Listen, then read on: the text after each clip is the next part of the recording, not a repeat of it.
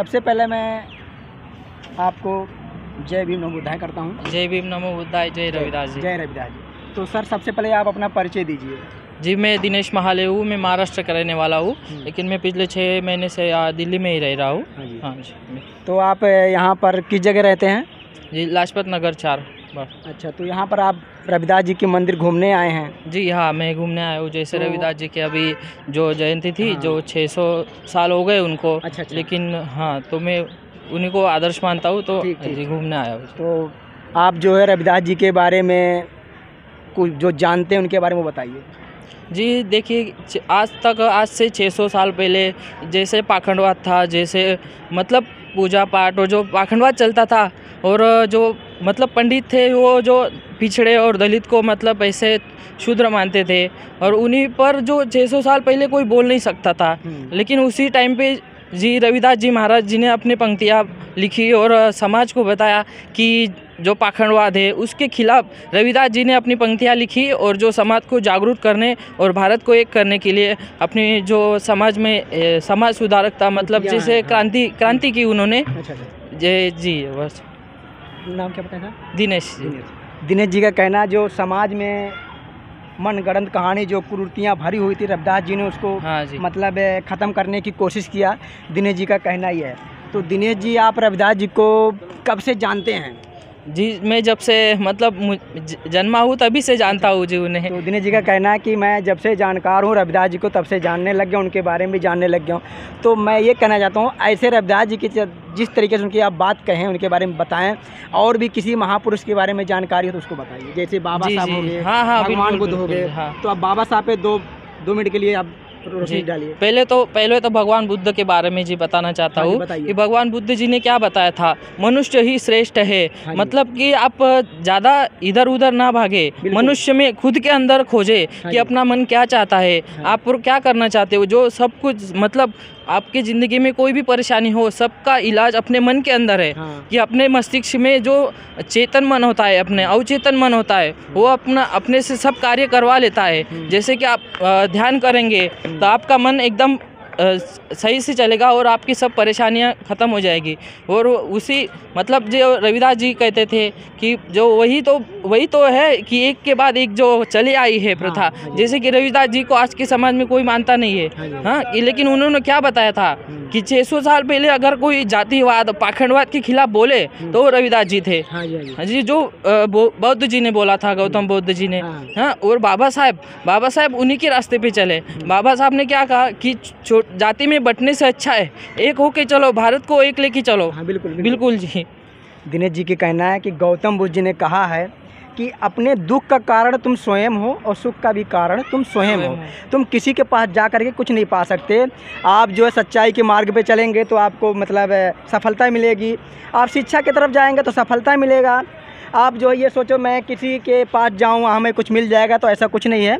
आप शिक्षा की तरफ जाइए और सच्चाई की तरफ जाइए तो आपको सब कुछ मिल सकता है। दिनेश जी का कहना है। हाँ, तो और जो बाबा साहब ने बताया था कि जाति में बंटकर कब तक आप एक दूसरे के खिलाफ लड़ोगे। सारे जो दलित समाज है, बहुजन समाज है, अगर पूरा भारत का एक आ जाए तो हमारे लिए बहुत अच्छा होगा। और जब तक पूरा भारत एक नहीं होता, जब तक कि हम बीच में मतलब कि अभी तक देखो आप जो रविदासिया समाज है, इसमें भी बीच में जो जातियाँ हैं, जो अभी मैं तो महाराष्ट्र से हूँ, मैं अभी दिल्ली में तो देख रहा हूँ मैं कि कितने अलग अलग मतलब जो दलित जो है उसी में बहुत सारी जातियाँ हैं। ना तो रोटी बेटी का व्यवहार होता है, ना किसी का व्यवहार होता है। तो हम एक कैसे होंगे? जब तक हम एक नहीं होंगे तो आप हमारा भला कैसे होगा? जो बाबा साहब ने पूरा जीवन उनका जो त्याग कर दिया, किसके लिए? हमें एक करने के लिए। तो हम क्या कर रहे हैं अभी क्या कर रहे हैं हम कि अलग अलग जाति, ना रोटी बेटी का व्यवहार करते ना कुछ करते। तो फिर क्या होगा? जो बाबा साहब का सपना था उसका क्या होगा? तो उन्होंने क्या देखा था कि सब सारे एक साथ आओ, रोटी बेटी का व्यवहार करो, तभी तो जातिवाद मिटेगा। बाबा साहब जातिवाद मिटाना चाहते थे, जाति मिटाना चाहते थे। तो कैसे मिटेगा? जैसे कि हम रोटी बेटी का व्यवहार करेंगे तभी तो मिटेगा। जो सब एक आएंगे तभी तो मिटेगा। दिनेश जी ने एक ऐसी बात कही है कि जो बाबा साहब का कहना था कि समाज को एक साथ चलना चाहिए। जैसे हम अपने को भी समझें तो इस भाई को भी अपने जैसा समझे, उसको गलत ना समझे, उसको छोटा ना समझें। और रोटी बेटी का इन्होंने बात किया कि रोटी बेटी का जब आप काम करेंगे, जैसे मतलब कि उसमें जातियाँ नहीं होनी चाहिए, सबको एक सम्मान देखना चाहिए। जैसे हमारा संविधान है सबको बराबर अधिकार दे, कोई भी कास्ट हो, जैसे उसमें कोई भी उसमें जात नहीं लिखा गया है, सबके लिए एक बराबर अधिकार संविधान देता है। तो दिनेश जी का कहना है कि इसी तरीके से सबको एक बराबर रहना चाहिए, किसी के अंदर भेदभाव नहीं रखना चाहिए, ये दिनेश जी का कहना है। दिनेश जी राजस्थान से हैं, इन्होंने बहुत अच्छी बात, महाराष्ट्र से हैं, बहुत अच्छे बात कहें। अब आगे के बारे में इनसे बात करते हैं। दिनेश जी और जैसे और तमाम महापुरुष हैं, जी तमाम लोग हैं ज्योतिबा राव फुले, सावित्रीबाई फुले, तो उनके बारे में कुछ कहेंगे? जैसे देखिए कि ज्योतिबा और सावित्रीबाई फुले वो देखने को हुए तो माली समाज के थे, उनका दलितों से कुछ लेना देना नहीं था। और जब वो ज्योतिबा जो उनकी जवानी में थे शादी के बाद, तो उनके पास बहुत ज़्यादा संपत्ति थी, मतलब जो टाटा थे जो उनसे ज़्यादा संपत्ति थी, उन्होंने अगर समाज के लिए दलितों के लिए नहीं पढ़ाया होता तो आज उनका बहुत सारा मतलब जो उनको अभी जो उनके बच्चे हैं वो तो हमारे देश पे बहुत अमीर होते, लेकिन उन्होंने अपनी संपत्ति को दलितों पे लगाया। मतलब दलित लोग पढ़ना चाहिए, दलितों के बेटे बच्चे पढ़ने चाहिए, उनको समाज में अच्छा मान मिलना चाहिए, इसलिए उन्होंने अपना पूरा जीवन त्याग किया। जो सावित्रीबाई है उन्होंने कैसा किया, मतलब उन्होंने शिक्षा के तो अधिकारी नहीं थे महिलाओं को, तो उन्होंने पहले अपनी बीबी को सिखाया, मतलब सावित्री माई को, और उनसे बच्चियों को बढ़ाया। मतलब जो बच्चियों को तो नहीं बेचते थे, जो मतलब जो है हमारे अपने ही समाज के जो गुंडे उन्हीं से उनको पिटवाते थे। जो तो यही प्रथा चल रही थी। जो पेरियार थे, पेरियार जी भी बाबा साहब के मार्ग पे चल के बाबा साहब के साथ उन्होंने आगे सारे समाज को आगे लाया।